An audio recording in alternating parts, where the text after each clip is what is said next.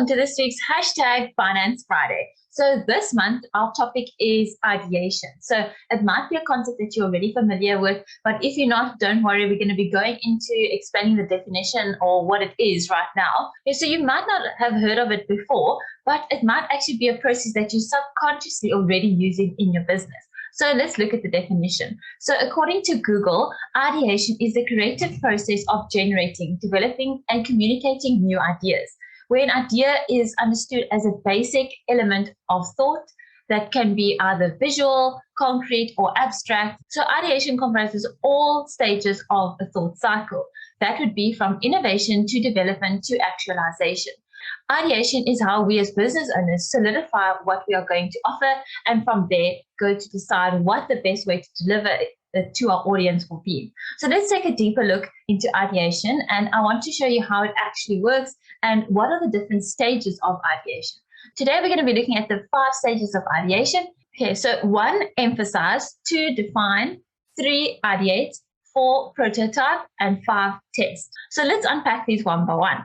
So first we have empathize. So empathize are all products and ideas comes from knowing your audience. So remember, it is really important to know your audience and your customer. So the first stage of this process is to empathize with your audience. Try to see things from their point of view. So what point of view do they have? So take some consideration into how are they thinking and what are they actually thinking about your product. So how can you as a business step in and relieve those pain points that your customer might have?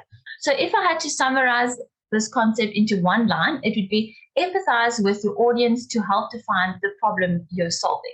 Next, we're looking at define. So you've now spent some time in your audience's shoes. Next, you need to narrow down the list of problems that you've seen.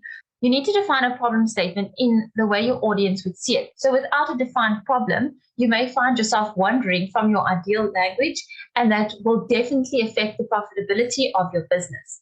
Next up, it's time to ideate. So you know how your audience thinks and feels. You've taken the time to define the problem that they're facing. Now it's the fun step. You get to come up with an idea to solve the problem. And I mean, that's the best part, right? So this is the most creative step. So think as out of the box as you can. You're coming up with as many different ideas as possible. So don't allow yourself to become fixated or stuck on one idea or one way of doing things. So let your hair down, have some fun with it, and just try and see how you can come up with a creative solution. So after the ideate step, you'll have plenty of ideas to thought through and to decide from. So now it's time to find what you believe to be the best of the ideas and start getting them ready to be tested. Like ideate was the most creative step, this is the most practical step. It's where you come and bring your ideas to life.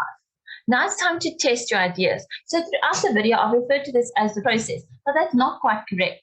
Ideation is more of a life cycle. So testing reveals where you can improve, and the goal of finding that information is to then go and improve upon your ideas and executions. So now that you understand the process of ideation, it's much easier to understand how it improves the productivity and profitability of your business.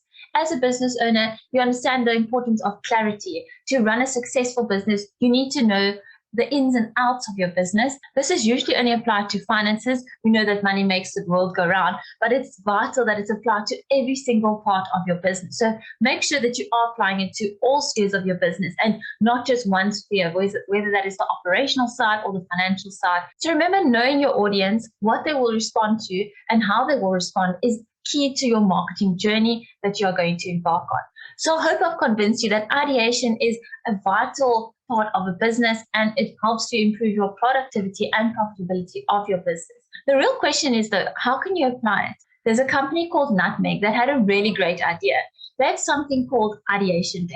It's an entire day out of the year to purely work on this process, your ideation process.